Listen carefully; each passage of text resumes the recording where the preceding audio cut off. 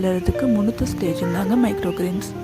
சில விதைகளை நம்ம மைக்ரோகிரீன்ஸாக செஞ்சு சாப்பிடக்கூடாதுங்க. எக்ஸாம்பிள் மிளகு, மிளகாய், நெல், சோளம், கேழ்வரகு, கம்பு, தக்காளி இந்த மாதிரி சில விதைகளை நம்ம சாப்பிடக்கூடாதுங்க. எக்கோக்ரீன் யூனிட் பொள்ளாச்சியில் நடத்தின ட்ரைனிங்கில் கலந்துட்டு என்னோடய ஃபர்ஸ்ட் மைக்ரோக்ரீனை எப்படி வளர்த்தேன்னு பார்க்கலாம் வாங்க. டே 1 வெந்தயத்தை 20 கிராம் எடுத்து நல்லா கழுவி 12 மணி நேரம் தண்ணியில் ஊற வச்சுட்டேங்க. டே 2 வினிகரும் தண்ணியும் கலந்து 2 டைம் ஊற வச்ச வெந்தயத்தை கழுவி எடுத்துக்கிட்டேங்க.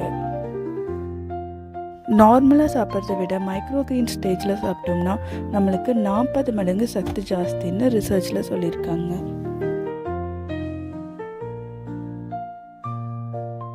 கழுவின வெந்தயத்தை ஒரு ஒயிட் காட்டன் கிளாத்தில் போட்டு நல்லா முடிச்சு கட்டி டிஸ்டர்பே ஆகாமல் ஒரு இடத்துல ஹேங் பண்ணிட்டேங்க. 12 hours கழித்து ஓப்பன் பண்ணி பார்த்தேங்க.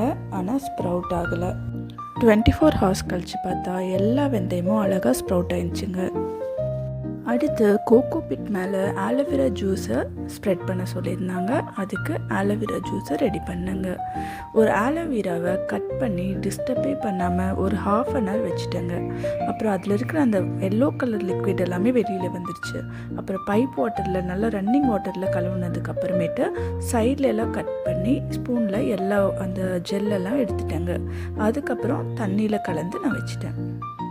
நார்மல் செடியில் ரூட்டுக்கு, ஸ்டெம்முக்கு, ஃப்ளார்ஸுக்கு, ஃப்ரூட்ஸுக்குன்னு சொல்லிட்டு சத்தெல்லாம் பிரிஞ்சு போயிடுங்க. ஆனால் மைக்ரோக்ரீன் ஸ்டேஜில் சத்து எல்லாமே அப்படியே இருக்குங்க. அமேசான்லேருந்து மைக்ரோக்ரீன் செய்கிறதுக்குன்னு ட்ரே வாங்கியிருந்தாங்க. அதில் 3 பார்ட்ஸ் இருந்துச்சு. பாட்டம் ட்ரேயில் அந்த ஒயிட் ட்ரே டச் ஆகிற அளவுக்கு தண்ணி ஊற்றிட்டேங்க.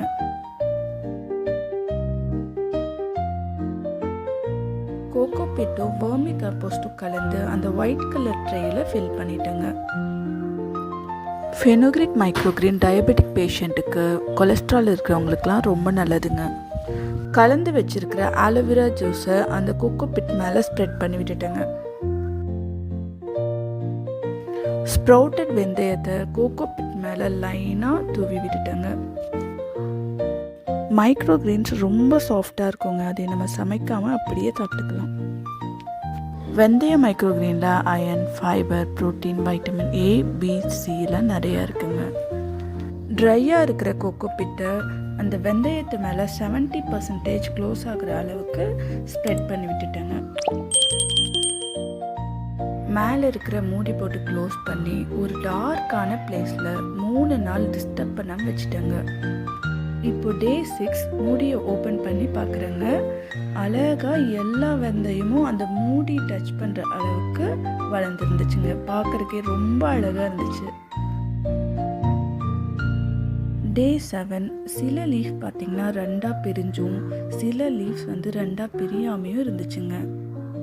டே 8 பார்த்திங்கன்னா எல்லா லீஃப்லேயும் 2 லீஃப் ஓப்பனாக இருந்துச்சுங்க. அப்புறம் என்னங்க, விதவிதமான ஃபோட்டோஷூட் தான். நம்மளும் மைக்ரோக்ரீன் வீட்லேயே வளர்த்திட்டோன்ட்டு பார்க்குறக்கே ரொம்ப அழகாக இருந்துச்சுங்க. உண்மையாக மனசுக்கே ரொம்ப சந்தோஷமாக இருந்துச்சு. அப்படியே அழகாக இருந்துச்சு அது பார்க்குறக்கு. அப்பப்போ நான் டே 6, 7, 8 3லேயுமே அதை கட் பண்ணி சாப்பிட்டு பார்த்தேங்க. ரொம்ப டெண்டராக இருந்துச்சு. இது வெந்தயத்தில் போட்டங்காட்டி லைட்டாக கசப்பு இருந்துச்சுங்க. எங்கள் மேமுக்கு ஃபோட்டோ எடுத்து அனுப்பிச்சாங்க. ஓகே, ஹார்வெஸ்ட் பண்ணிக்கோங்க அப்படின்னு சொன்னாங்க.